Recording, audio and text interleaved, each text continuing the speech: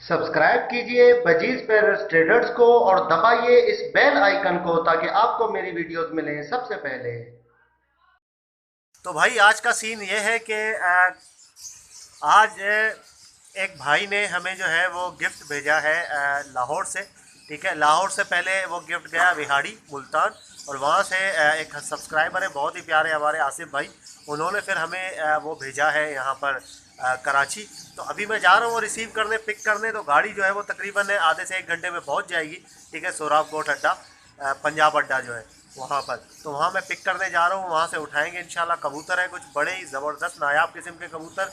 ठीक है, माशाल्लाह से गिफ्ट आए हमें। तो वहाँ चलते आपको दिखाते हैं कि वहाँ पे कौन से कबूतर हैं, और वहाँ पे गाड़ी हमारी जो है वो पहुँचने वाली है।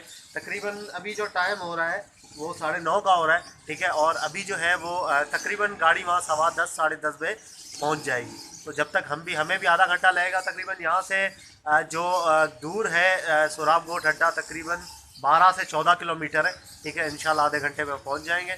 ठीक है, तो चले वहाँ पे आपको दिखाते हैं गाड़ी, और वहाँ पे आपको कबूतर भी दिखाते हैं। ठीक है, चले लेके आते हैं कबूतर।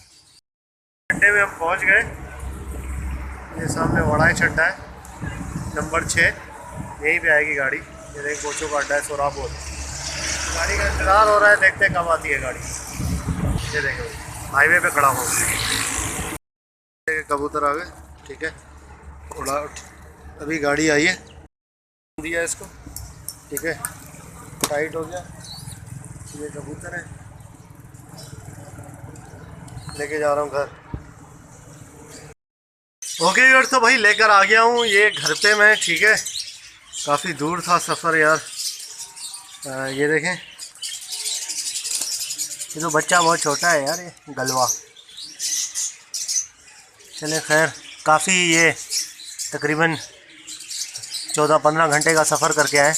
इनको निकालेंगे, डालेंगे, उसके बाद इंशाल्लाह अगली वीडियो में आपको शौक करवाएंगे एक एक का।